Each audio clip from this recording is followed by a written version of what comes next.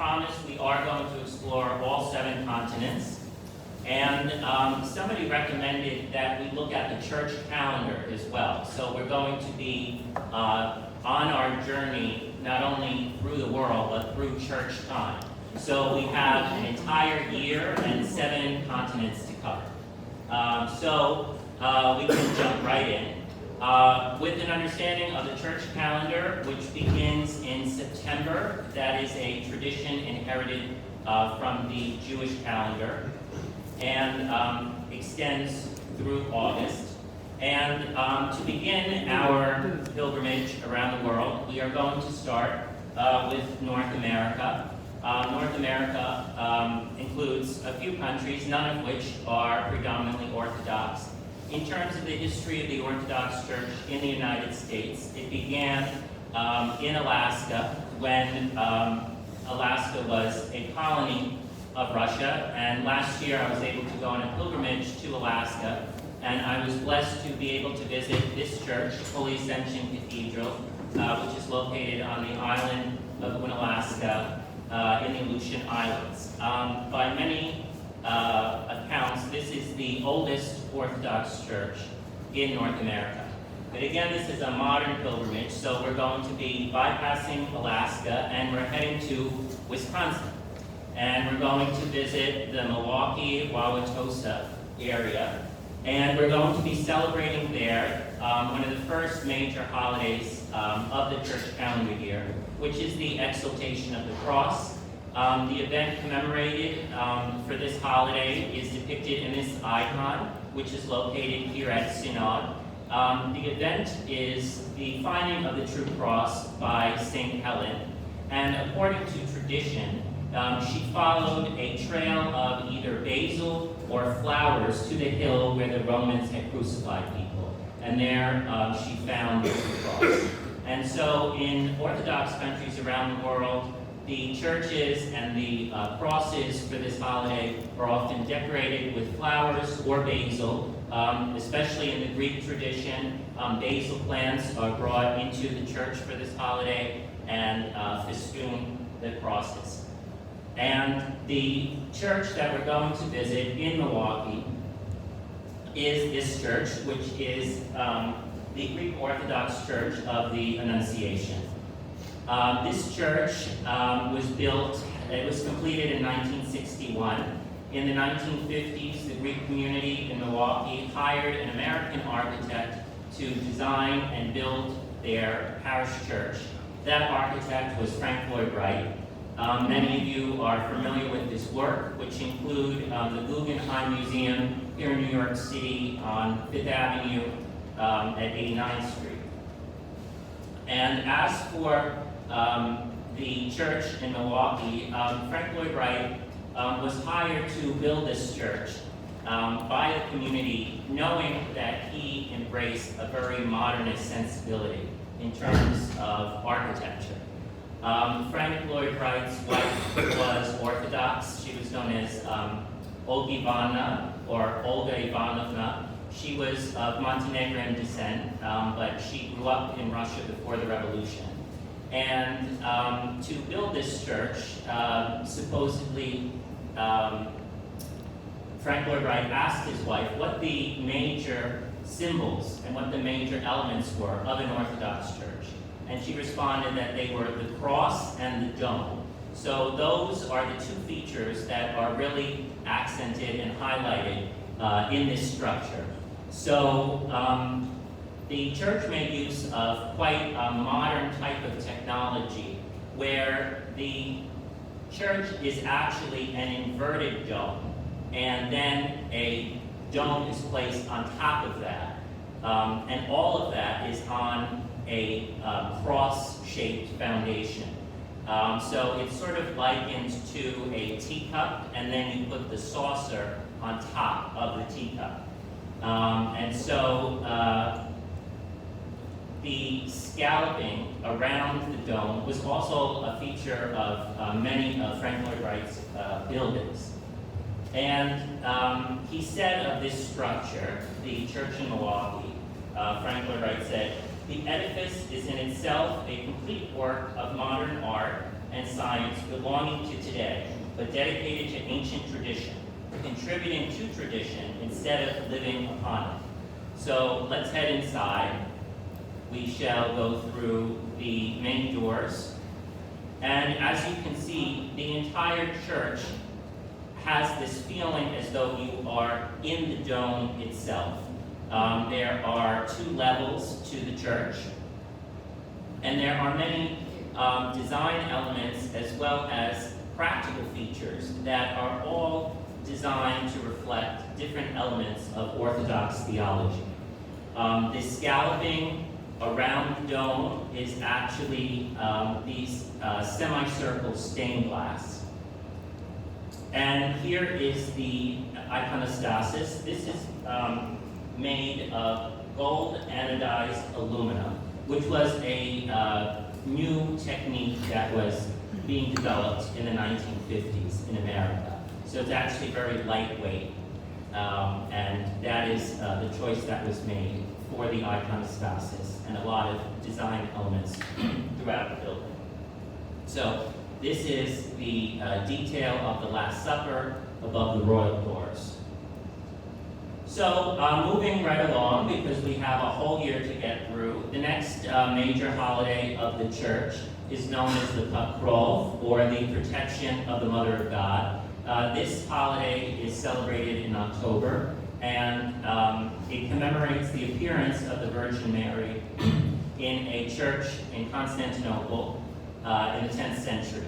And even though this event took place in Byzantium, the holiday is particularly celebrated in the Slavic world.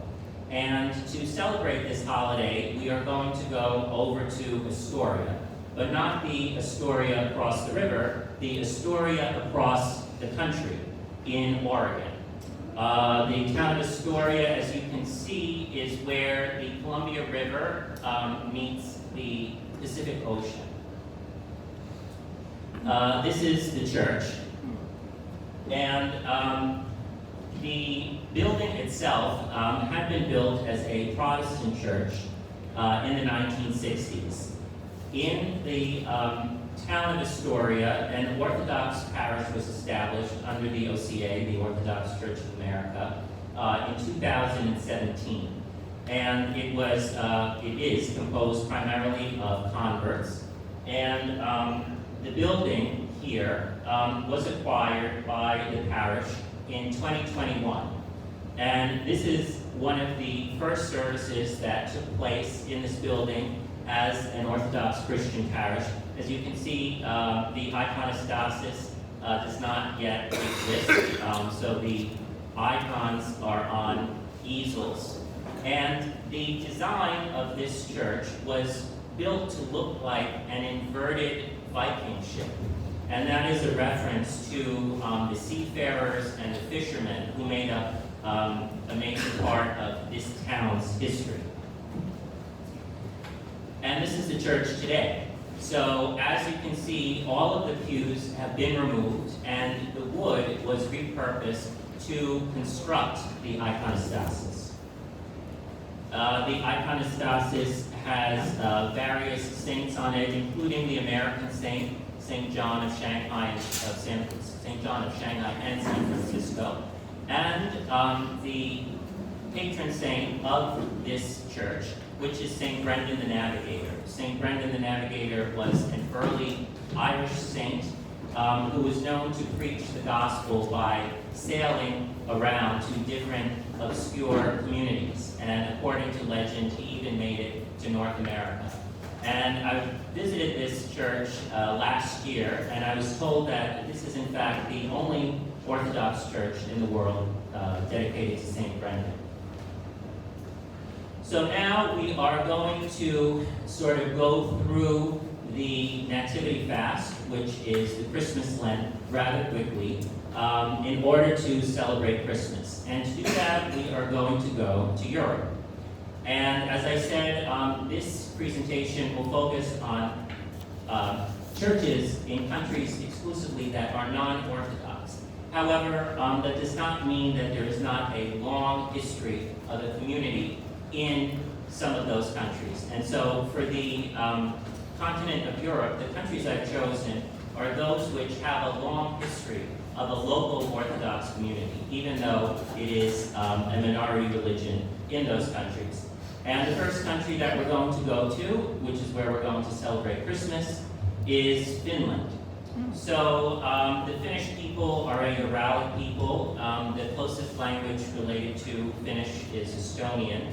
And they were sort of Christianized in the middle of East and West coming together. So the Swedes bringing the faith in the western part of Finland, and then Orthodoxy being brought in the medieval era, mostly by Novgorod in ancient Rus, in eastern Finland, which is known as Karelia.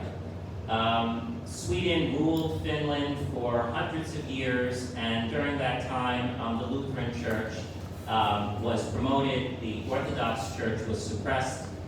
Through a series of wars, Russia acquired Finland. In the 19th century, it became a Grand Duchy of Russia. And then after the Russian Revolution, Finland became independent. And the borders of Finland between the two wars was actually much larger than it is today. So these red zones are areas that belonged to Finland after World War I, but were then taken by the Soviet Union after World War II, and they especially include a large area of Karelia, which is this eastern part of Finland. So many of you might be familiar with Valam Monastery. Valam is an ancient monastery located on an island in Lake Ladoga. And that area was controlled by Finland between the wars. After World War II, the monks were forced to flee to Finland, so they had to travel westward, and the monastery was closed by the Soviets. And the monks founded New Valam Monastery in Finland. So as you can see, the design of the church at New Valam is within the Russian Orthodox tradition. But we are going to visit the sister monastery of Valam, which is Lintula Convent. So Lintula Convent originally was founded in the village of Lintula, which is in present-day Russian Karelia. It was founded in the 19th century, and once again, when the Soviets took over this part of Finland after World War II, the nuns fled westward to Finland and founded the new Lintula Convent in Finland, very close to New Valam. And as you can see, the church structure is decidedly contemporary. It's very minimalist, in keeping with sort of the Scandinavian aesthetic. It was built in 1973. Am I boring someone? Someone's snoring? It's so boring, huh? I'll try to get it a little livelier. So as you can see, it is a very modern, minimalist interpretation of an Orthodox church. Let's go inside, and as you can see, the church makes use of these very long, narrow windows, which allow for the maximum amount of light during the dark Finnish winters. So let's take a little walking tour through the church. The Kronavica, icon of the Mother of God, which is a particularly venerated image of the Mother of God among Finnish Orthodox Christians. You can see in the frescoes the use of this beautiful aquamarine color. And that aquamarine color has also been incorporated into the glass of the windows.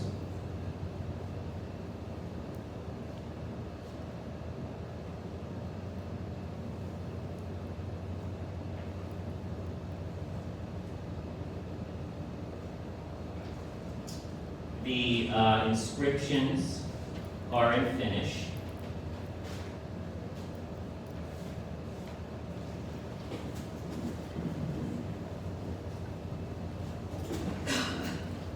And you can see that the iconostasis is made of a light color wood and left in its natural form. Again, very much a Scandinavian design aesthetic. The Finnish Orthodox Church was separated from the church in Russia when Finland became independent and the communists took over Russia, which meant that the Finnish church received autonomous status through the Patriarch of Constantinople. It is led by a metropolitan. And of course, Lintula Convent is led by an igumenia or an abbess. And since we are here at the convent, let's get a blessing from the abbess. And today, the Metropolitan of Finland is also visiting the convent.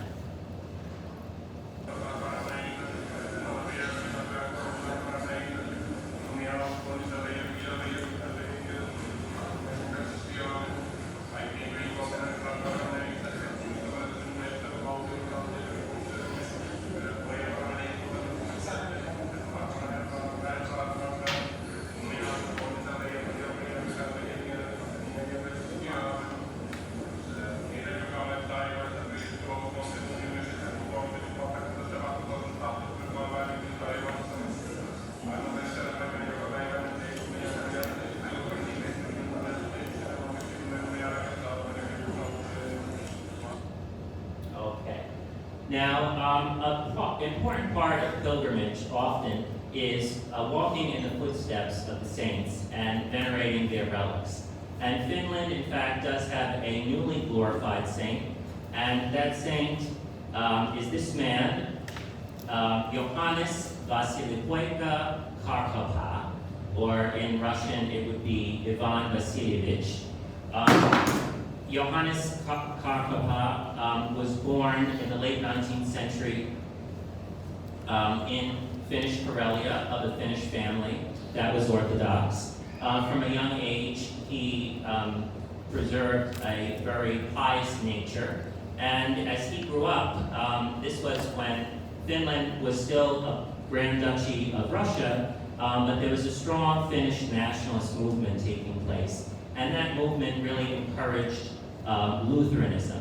And the Lutherans set up many schools in Karelia in an attempt to convert people to Lutheranism. And so he felt that as an Orthodox Christian, it was his duty to teach the faith to the youth of Finland who were Orthodox. And so he set up a school in the village which he lived, which is called Sonkajan Ranta. And he was involved in various Orthodox brotherhoods and was engaged as an educator. He set up the schools to be taught in the Finnish language because many Orthodox people were accused by the Finnish nationalists of engaging in Russification. So throughout his life, you really see a devotion to the Orthodox faith and not engagement in politics. Nonetheless, because of the time frame in which he lived, after the Russian Revolution, Finland became an independent country, but it was also going through a civil war. And because he had developed a lot of enemies for the schools that he set up, he was arrested by a nationalist group called the White Guard, and he was murdered. He didn't even have a trial. He was glorified as a saint in the Finnish Orthodox Church in 2019 as Johannes of Sonkajan Ranta. So, actually, his story was made into a documentary film by the Finnish filmmaker Mikko Heinonen. And this is a little excerpt from that film. What you will see is the church in Sonkajan Ranta, which St. Johannes attended. You will hear the choir singing in the Karelian style of liturgical worship. And at the end, we will hear from the starosta, the warden of the church in Sonkajan Ranta, as he talks a little bit about St. Johannes. Amen.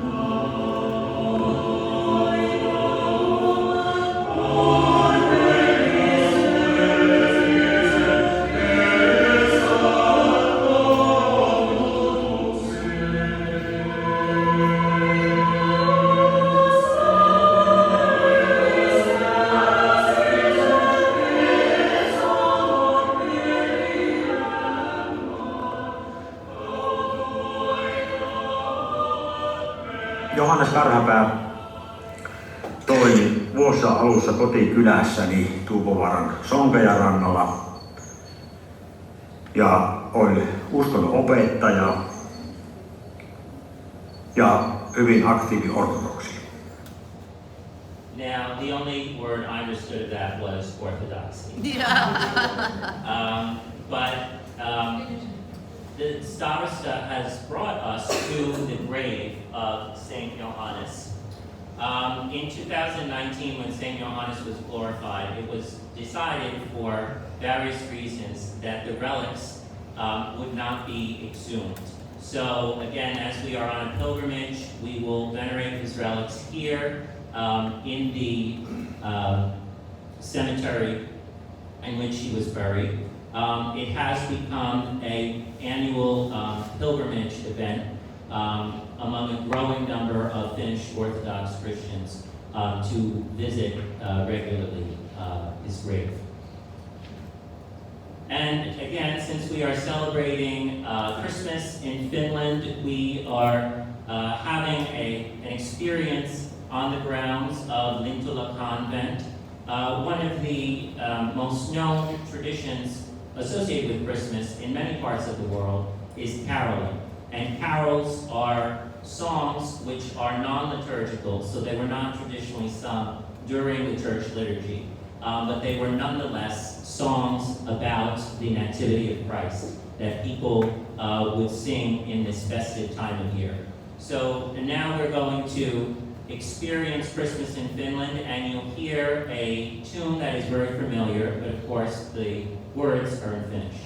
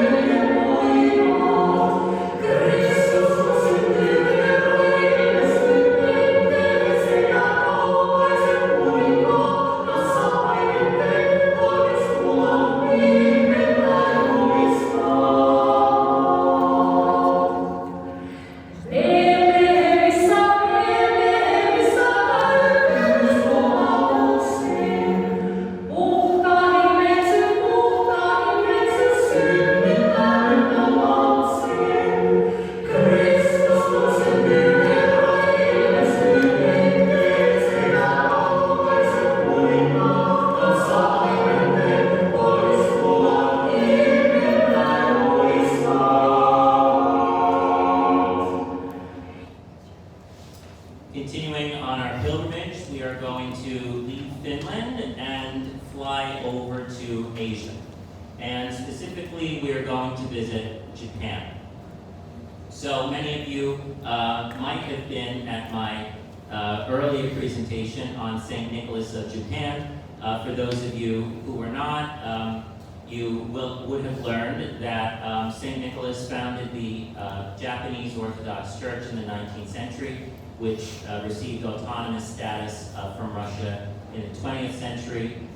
Japan is composed of about 150 million people, I believe. The number of Orthodox Christians today is about 40,000. Theophania. I'm trying to keep it exciting. But, thank you.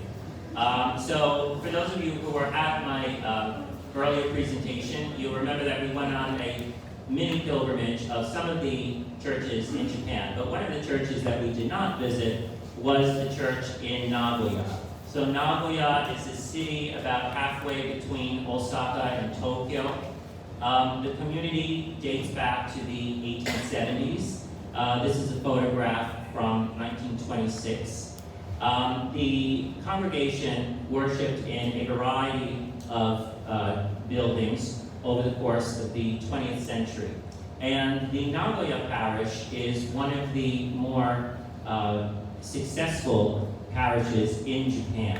Many parishes are experiencing dwindling numbers, but the Nagoya parish is actually growing. That is attributed to two factors. One is that it's a very family-oriented parish, so you have a lot of families with a lot of kids, which is something rather unusual in Japan today. And you also have a lot of foreign workers from Orthodox countries who receive work visas to work in the city of Nagoya, particularly from Russia, Ukraine, and Romania. So it was decided in the early 21st century to build a new church, and that church was completed in 2010. It is dedicated to, as you can see here, the Epiphany of Christ, or a theophany. As you can see, it is located in a rather quiet residential area of a major city like Nagoya. And you might recognize the design. This is actually a very modern reinterpretation of the Church of the Intercession on the Nerl. This is a medieval stone church in Russia from the 12th century, located in Bogolyubovo.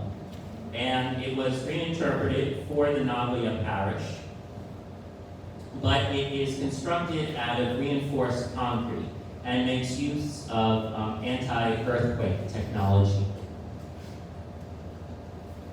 Let's head inside.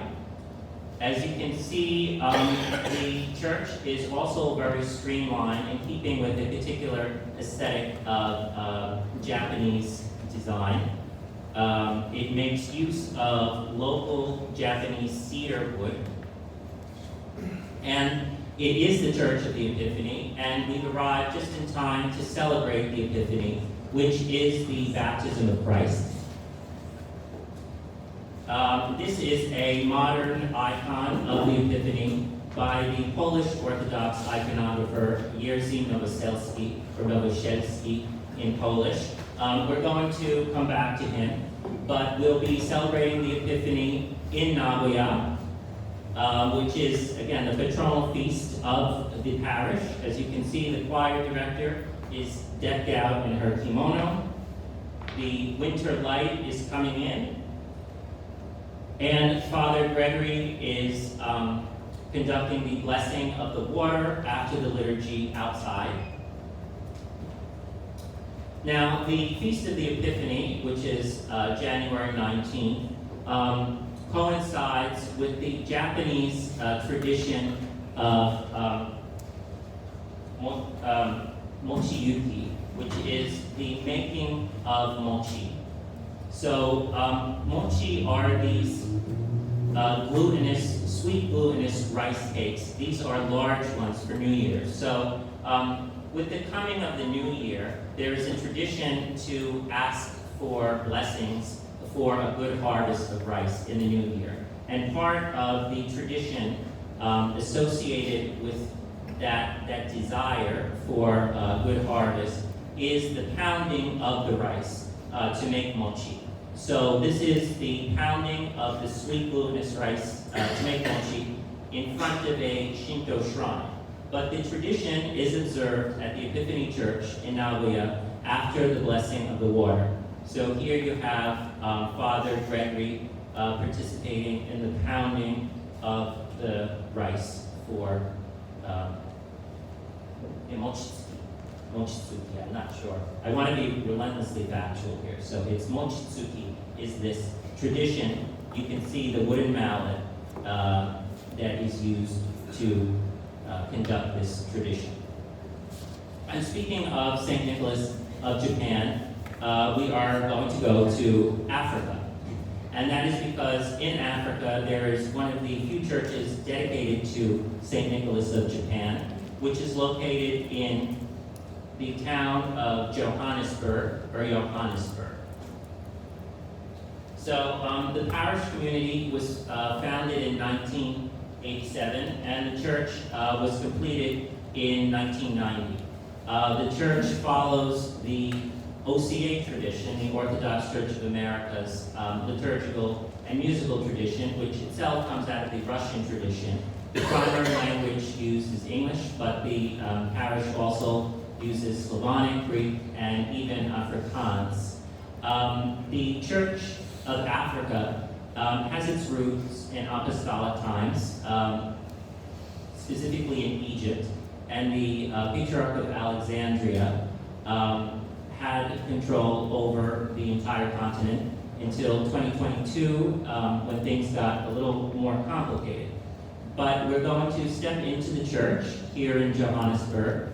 As you can see, St. Nicholas of Japan appears on the left on the iconostasis. This is the parish priest, his wife and children, with an African bishop. And since we are here in February, we will actually be celebrating the parish feast, St. Nicholas of Japan, commemorated on February 16th, which is also the namesday of our Metropolitan of the Church Abroad. This icon was painted or written by a local iconographer in Africa, and as you can see, it contains a small relic of St. Nicholas of Japan. And since we are in the southern hemisphere, we are going to head across the Atlantic Ocean to South America. So, in my research, I found that many churches in South America are very much in the style of the mother churches. And it seems like this is a phenomenon where immigrants really wanted to preserve a little piece of home in their religious buildings. So that includes the ROCOR, Russian Church Abroad Parish, of the Holy Trinity, which is located in Buenos Aires, in Argentina. And this was built in 1901, and again, very much in traditional Russian Orthodox architecture. But this phenomenon of keeping a little piece of home at your spiritual home abroad was not just a phenomenon in the early 20th century, but also in the late 20th century, as is the case with this church built in 1999. This is the Church of Saints Constantine and Helen. It is a Romanian Orthodox church. And it incorporates the architecture of Maramureș County in Transylvania. So the church is made completely out of wood that was brought over from Romania. There are no nails. It was made with this traditional technique. And the inspiration for the church in Caracas, Venezuela, is this church, which is in a Romanian village in Maramureș County. This church dates back to the early 18th century. And once again, you have a Romanian village, and then you have Caracas, Venezuela. So very much a piece of home for the Romanian community in Venezuela. The exterior of the church is decorated with icons, which is a Romanian tradition. And the iconostasis also follows many of the design conventions of traditional Romanian churches. And since we're in South America, we might as well go even further south to Antarctica. So Antarctica is administered by many countries according to the Antarctic Treaty of 1959. And many scientific research bases are located on Antarctica, maintained by various countries. There are many research bases that are American. There are also many research bases that are Russian. And it is close to one of the Russian bases that Holy Trinity Church was built. So it was a dream of the late Patriarch Alexei of Moscow to build a church in Antarctica. It was also a desire of some of the researchers in Antarctica. And so collection was taken up in the 1990s, and the church was completed in 2004. As you can see, this church also follows a certain style of traditional Russian wooden architecture. The wood was brought from Russia, and the building was reassembled when all of the construction material arrived by boat in Antarctica. It is located fairly close to the water on a hill. It can accommodate 30 to 40 people. It has seen various activity, including liturgies, baptisms, and even a wedding. It has a collection of bells. So this is a testament to the faith of the Russian people, and even in such harsh circumstances, even when there are so few people, the concept of creating a church was realized here in the 21st century.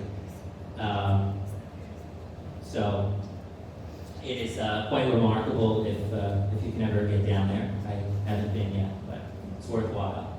And so now we're going to we're going to breeze through Great Lent, the Lenten period, and we're going to celebrate Easter. And we are going to return to Europe once again, to another country that is not predominantly Orthodox, but has a important historic Orthodox population, and that country is Albania. So Albania historically was part of the Byzantine Empire, and as a result, you have many ancient churches, specifically in the southern part of Albania, including this church dedicated to the Dormition, the foundation of which was built by Emperor Justinian in the 6th century. However, after the fall of the Byzantine Empire, Albania came under the control of the Ottoman Turkish Empire, and over the course of hundreds of years, much of the population converted to Islam. In the early 20th century, the population was roughly 70% Muslim, 20% Orthodox, and 10% Catholic. Albania faced a very severe communist regime under Emperor Hoxha, who closed every single religious institution. But since the collapse of communism, the numbers have come up again, and it's roughly the same, according to many statistics, about 20% Orthodox. The Albanian Orthodox Church received autocephaly in the 1930s, and is led by Archbishop Ioannou today. So we are going to visit the newly built Orthodox Cathedral in the capital, which is Tirana. This church was completed in 2012, and it was designed by the American architect Stephen Papadopoulos. Of note here, you can see the blue dome with the golden equilateral cross, and you can also take note of this rather unusual bell tower. This bell tower was designed by the late Archbishop of Albania, Anastasios, and it incorporates a design element which looks like 4 candles, and those 4 candles symbolize the 4 evangelists. And at nighttime, you can really get a sense of what he imagined for the bell tower, the gospel light represented through these candles for Matthew, Mark, Luke, and John. And as you can see, the use of modern lighting is a very important design element for this church at nighttime. So let's step in through the western arch, the large dome with Christ, and in the eastern arch is the iconostasis. The church can comfortably accommodate about 1,500 people. As you can see, there is a second level. And as I said, we're going to celebrate Easter here. And some people have asked me about the tradition of dyeing Easter eggs. This is, in fact, a very early Christian tradition, specifically of dyeing Easter eggs red. According to tradition, Mary Magdalene, after the resurrection, presented a red egg to Emperor Tiberius of Rome, and it was meant to symbolize the world covered in the blood of Christ, but there's a new life within, and thus it also reflects Christ being resurrected out of the tomb. The tradition of decorating Easter eggs covers a wide variety of designs. Maybe some of you will recognize from my own Easter egg collection. eggs that have overt religious design, eggs that have designs from nature and folklore, such as these Blacks Resist dyed Ukrainian eggs. And this is an example of a modern egg, which recreates a painting by Kandinsky on a turkey eggshell. And so, there are many decorative eggs that are not overtly dedicated to the resurrection, and yet in most languages, the word Easter or Pascha is incorporated into the term for these decorative eggs. So even if people don't immediately recognize the religious sense, you still have that Christian context for decorated eggs, as we continue to call them Easter eggs. And we will be celebrating Easter here in Tirana. Thanks to drone technology, you can see Easter night at the cathedral. Thousands of people attend the resurrection service. And since we're in Albania, we will listen to the Paschal Troparion sung in Albanian, according to the Albanian tradition of Byzantine chant, as it is sung in the cathedral.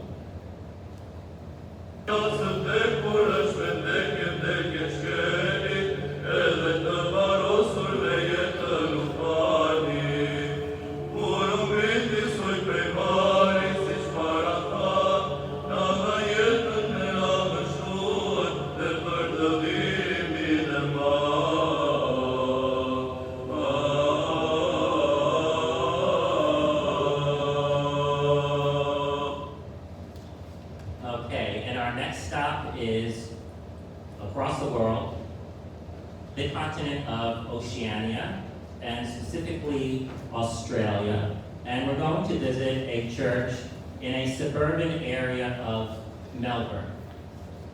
So the presence of Russians in Melbourne dates back to the late 19th century. We are going to explore this church, which is Holy Protection Cathedral. It is a parish of the Russian Orthodox Church outside of Russia. This parish was incorporated in 1949, and for decades, the parish worked on completing this church itself, meaning the parish itself raised the funds, and many parishioners literally built the church brick by brick. So this is a reflection of the dedication of the parish and what a parish community can accomplish. The church was finally completed in 2006. And as you can see, this church follows traditional Russian architecture, specifically 17th century architecture from the Yaroslavl region of Russia. The interior does incorporate this circular Byzantine chandelier.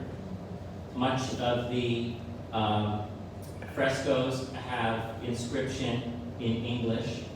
And the holiday we're going to be celebrating in Australia is Pentecost. Pentecost, also known as Holy Trinity Sunday in the Orthodox tradition, Troitsa, is the 50th day after Easter.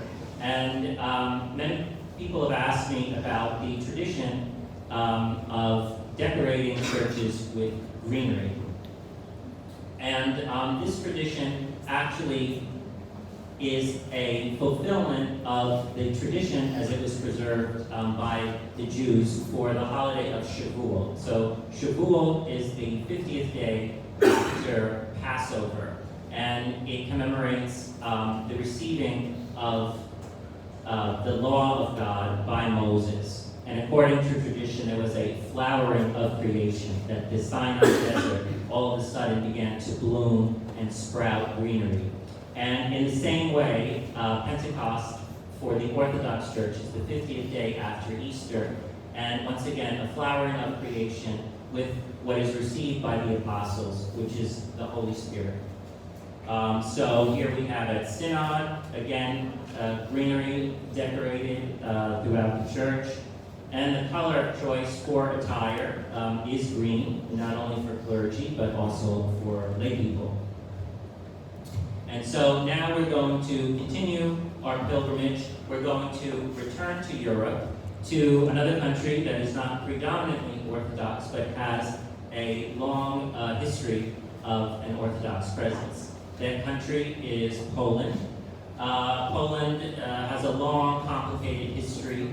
At one time, the Polish-Lithuanian Commonwealth was much larger than modern-day Poland, and it included parts of Belarus, Ukraine, and Lithuania. So really, since the Great Schism, there has been an Orthodox presence in Poland. Poland was later partitioned. A third of it went to Russia. After World War I, Poland became an independent country. Again, it was actually much larger than it is today. But after World War II, the Soviet Union annexed various areas that are today part of Lithuania, Belarus, and Ukraine. However, present-day Poland, specifically the very eastern part, does have an Orthodox presence, numbering about 500,000 people, which makes it the second largest religion in Poland, second to Catholicism. Many of the people today who are Orthodox in Poland do self-identify as Polish. Many have ancestry that includes Ukrainian, Belarusian, Carpatho-Rusin, and Russian ancestors. On our pilgrimage today, we are going to focus exclusively on one region of Poland, which is known as the Podlaski Voivodeship, or the Podlaski region, also known as Podlasie. So all the churches are in this northeastern part of Poland. And the first church we're going to visit is the Holy Trinity Cathedral in the town of Hajnówka. Hajnówka is a town in the Podlaski region, fairly close to Belarus and close to Białowieża Forest, or Białowieża Forest in Polish. And this church was designed by two Polish Orthodox architects, Alexander Grigorowicz and Jerzy Nowosielski. It began in 1974 to be built, and it was completed in the 1990s. And I felt I had to elaborate a little on the context to how this church was built, as well as many other churches in Poland. So during the communist period, really there were no new churches built in the Soviet Union. It was not possible. However, many new churches were built in Poland under communism. And that really had to do with the fact that the government was a little less strict than in the Soviet Union, but also because the people very actively preserved religion, both Catholicism and Orthodoxy, as kind of a protest against the communist government. So, as a result, you also had many intellectuals, many professors, who really were quite pious and felt that their faith was a protest against the communist regime. So at the time in Poland, again, you had many intellectuals getting involved in the building of churches, avant-garde architects and artists. You also had issues with how a church could be built under communism, because the government, of course, did try to limit the building of new churches and would crack down on design features. There was a need for new churches built because in the course of the second half of the 20th century, a lot of people were moving from rural areas of Poland to larger towns and cities. So there was a need for new churches, but it was very hard to get building permits from the communist government, and there were also limits on the available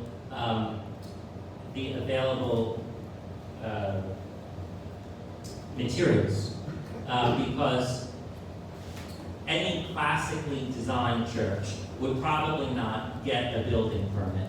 And again, certain resources just weren't available. And so all of these factors kind of combine to render these kinds of very modernist Orthodox churches in Poland. Again, because many resources were limited, you have the Hainofka Church made out of these concrete shells. Concrete was one of the few building materials that could be used for a church. And again, it was not a classical church, but a reinterpretation of a traditional Orthodox church. The interior is also quite unusual. You have these three arches in which there is the royal doors and the two deacons' doors. A close-up shows that the icons on the iconostasis are actually mosaic created out of small pieces of ceramic. And of note is this very unusual cross-shaped chandelier. It is one of the few large stained glass chandeliers in an Orthodox cathedral, decorated with saints. Here's a little bit of a close-up. The Hainofka Church hosts the International Festival of Orthodox Music, which brings Orthodox choirs from all over the world to participate. And so we're going to continue to visit a few of the modern churches in the Podlasky region. We're going to go to the capital of the Podlasky region, which is the city of Białystok. This is the Church of the Holy Spirit. It was completed in 1999. It is the largest Orthodox church in Poland. And as you can see, both the church and the bell tower have this sort of flame feature in its design. And that reflects its patronage as the Church of the Holy Spirit and the tongues of fire that descended on the apostles. The interior, as you can see, the church can accommodate about 3,000 worshipers with frescoes throughout. Another Orthodox church, the Church of the Resurrection, also in Białystok, completed in 1994. You can see here in the recessed areas of the roof, you have windows to bring in additional light, and around the perimeter of the church, you have the equilateral cross-shaped windows, which bring in this sort of unique light feature, and the sort of serene style of the icons really bring a sort of calming effect in this church. This church was designed by the same architect as the previous church, Jerzy Uszynowicz, another Polish Orthodox architect. This church was completed in 2010. It's in the town of Bielsk Podlaski, and I believe just last year the bell tower addition was completed.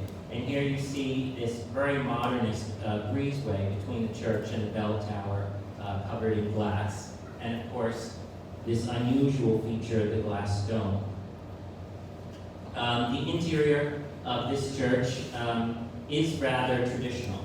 However, the modernist element of Orthodox churches in Poland does not extend merely to the architecture, but also in many cases to the art itself inside, the iconography.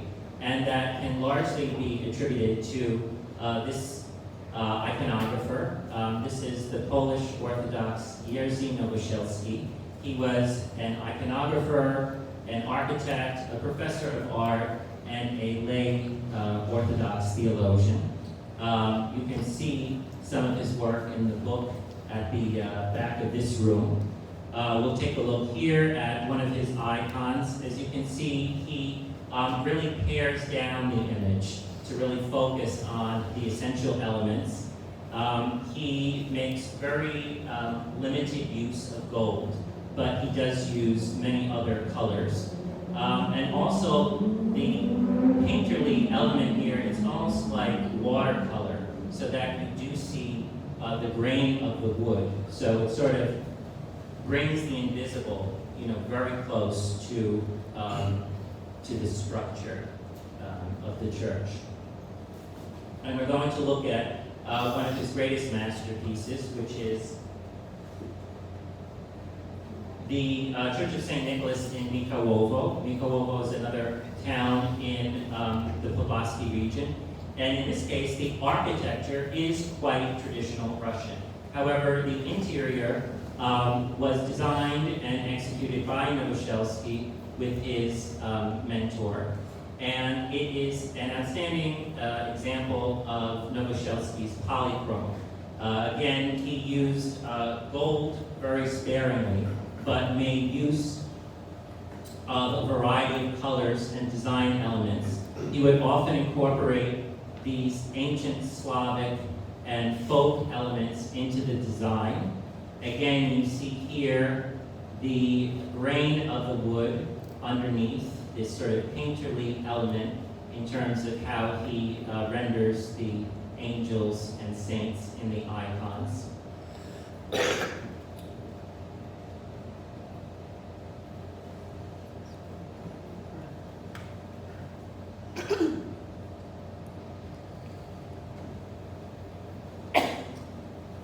The polychrome extends not only in the nave, but also into the narthex of the church over here, as you will begin to see.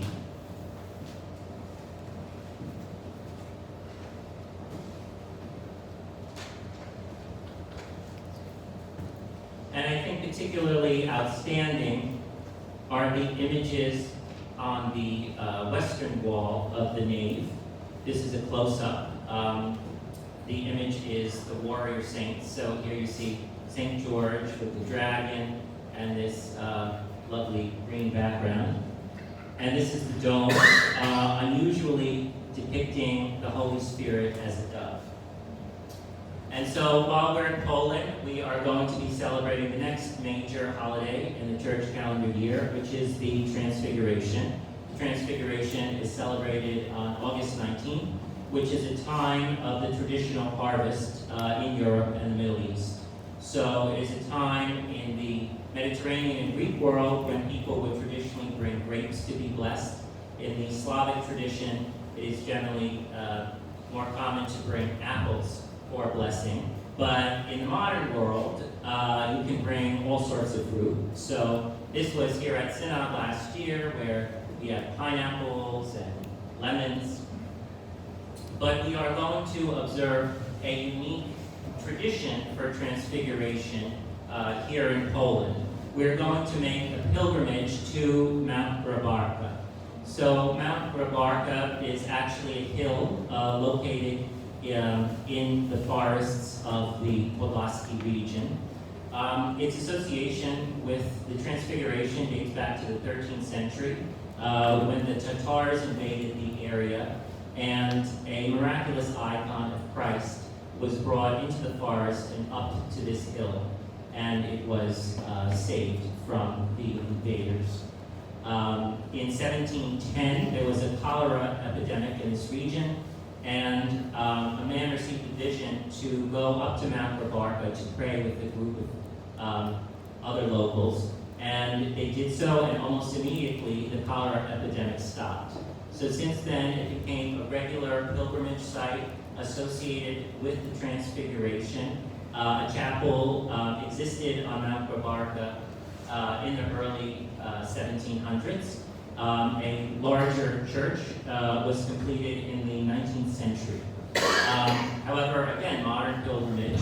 Unfortunately, the original church from the 19th century was destroyed in an arson attack in 1990. So this church was actually completed in 1998 according to the original design with some modifications. And what's interesting about the construction of this building is it's really kind of the opposite of what we're used to in America, where you have the facades of buildings often made out of brick, even sometimes fake brick, and the actual structure is made out of wood. In the case of the Church of the Transfiguration on Mount Grabarka, the church structure is actually made out of brick today, which was a request of the local community in case there is ever another arson attack. but the exterior is made of wood in keeping with the original design. Inside, once again, the walls and ceiling were designed and executed by Polish iconographer here, Synod. So the tradition that is unique to Mount Pravarka, associated with the Transfiguration, is a pilgrimage which occurs on the holiday. Tens of thousands of people attend from all over the world. In the case of Poland, you have groups of people who generally travel by foot to Mount Pravarka from all different towns and cities. Last year, there were over 300 people alone just coming from the city of Białystok, which is about 100 kilometers from Mount Pravarka. So it's I think a 5-day affair where they do about 20 kilometers per day. And so pilgrims carry crosses and walk through the various cities and towns on their way to Mount Pravarka. They also pass through very rural regions. They have to contend with all sorts of weather conditions, and they finally make their way to the foot of Mount Pravarka. And then once they ascend Mount Pravarka, it is the pious custom to process around the church 3 times on one's knees. But this particular expression of piety is not just something of the past that was observed by elderly people, as is the case in this photo. It is, in fact, an expression of piety of the modern world, the modern Orthodox world. And it is not only preserved by the elderly, but also the young people. So you have, to the present day, young people and old people. You have clergy and lay people alike who participate in this pious custom. The pilgrims, as they process around the church on their knees, will often be heard singing the Troparion of the Transfiguration in Slavonic.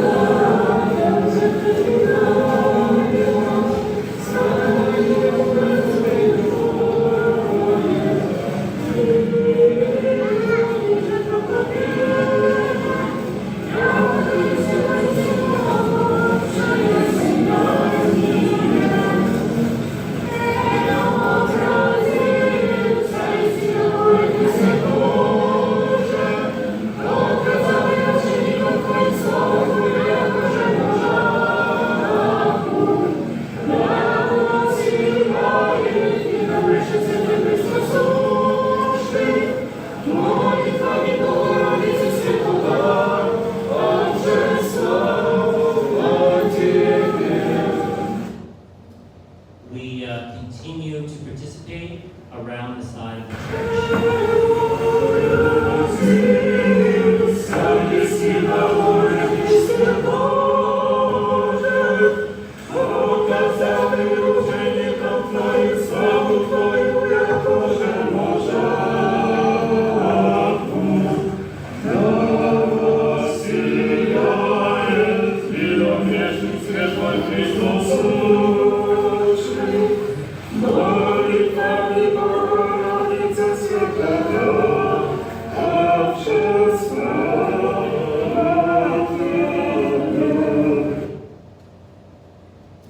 Often groups of people will carry large crosses together. These might be part of one parish, or a brotherhood, or sisterhood, or Orthodox youth group.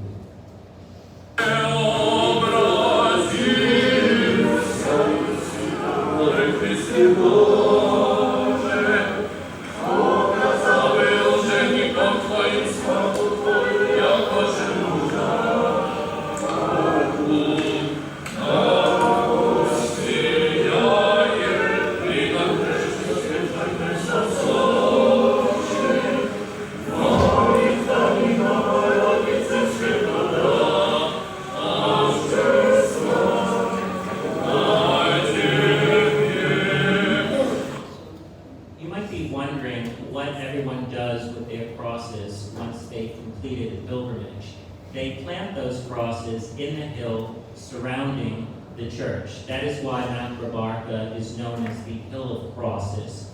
You have literally hundreds of thousands of crosses forming a forest of crosses on the hill. You have these little pathways through the forest of crosses. At the base of Mount Rabarca is a women's monastery, and the nuns maintain this forest of crosses. And also at the base of Mount Rabarca is a natural stream. This is where pilgrims will wash their knees and legs after participating in this pious pilgrimage. And so the next holiday, which is the last major holiday of the church year, is the Feast of the Dormition. The Dormition, or falling asleep of the Virgin Mary, depicted in this icon. Traditionally, Christ is shown receiving the soul of the Virgin Mary as a child. Once again, this icon is by the Polish iconographer Jerzy Nowosielski. However, we are not going to be celebrating the Dormition in Poland. We are going to be flying back to New York City. And we're going to go downtown to the Greek Orthodox Church of St. Nicholas. So this church has a particularly complicated history in the 21st century. The parish dates back to 1916, and it acquired this building, which was a residential building, to be repurposed as its parish church. As the 20th century progressed, New York City downtown changed all around it, including the building of the World Trade Center. So St. Nicholas Parish was literally in the shadow of the World Trade Center, which of course came down during the terrorist attacks of September 11, 2001.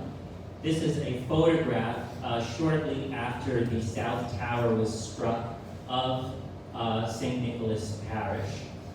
And this is actual footage of the church as the South Tower came down. Unfortunately, that attack completely destroyed the church. The church had a small relic of St. Nicholas, which was actually given to the parish by Tsar Nicholas of Russia shortly before the revolution.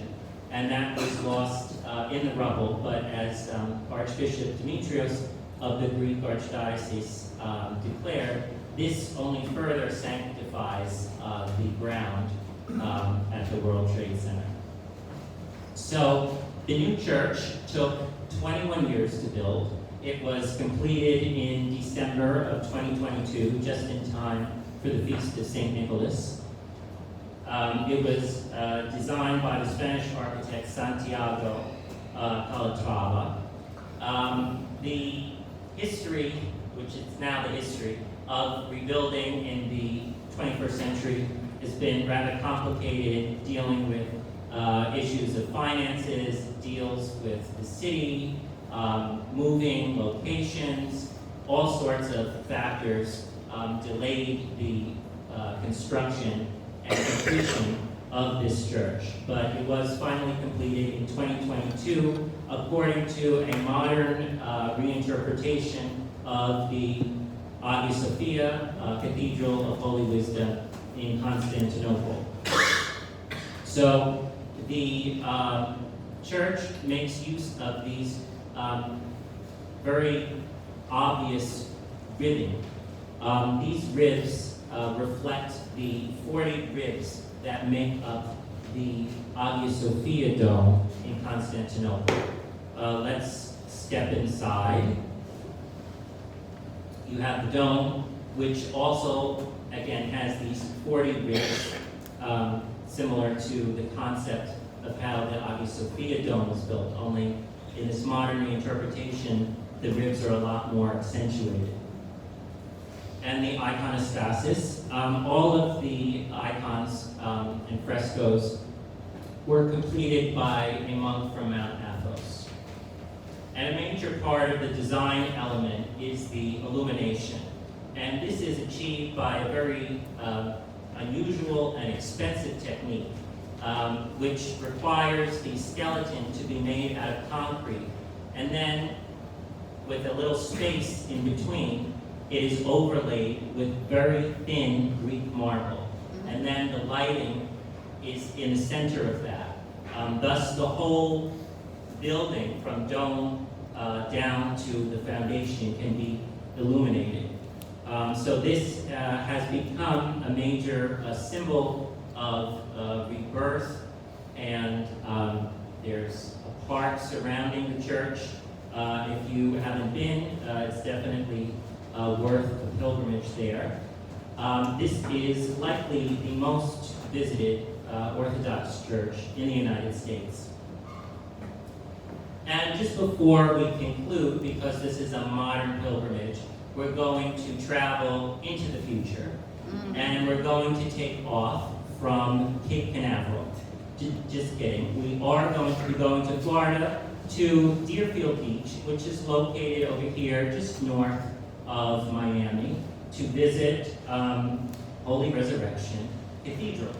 And thanks to modern technology, we have this rendering. The church has not been completed yet. The parish was founded in 2022 as St. Luke of Crimea Parish. It literally began with 12 people. The community now numbers in the hundreds. And so since 2020, there has been an effort to build this new cathedral. The design is directed by Russian-American architect Alexander Levitsky. The parish purchased this property, which had been a Protestant church. And the skeleton of the Protestant church will remain in the new design. But as you can see, there are traditional elements incorporated into this design, such as the onion domes. You have these very modernist decorative elements along the borders. That is oxidized copper. And you also have mosaics on the outside of the building. And I've been told that there are still mosaic icons that are not spoken for. So if anyone would like to donate, that is still possible. And now, let us hear from our Metropolitan in terms of his thoughts on this endeavor. We pray that this place is the future site of our Resurrection Cathedral here in Florida. There are many churches in Florida, many churches that are part of our diocese, but another church, a cathedral, will only add to the beauty of our Russian Orthodox Church outside of Russia. And we pray that God blesses our endeavors, and the doors will be open to all Orthodox faithful to come and pray here and find their home, find each other, find salvation, and find God. So I hope we can all make the pilgrimage to this church in 2027.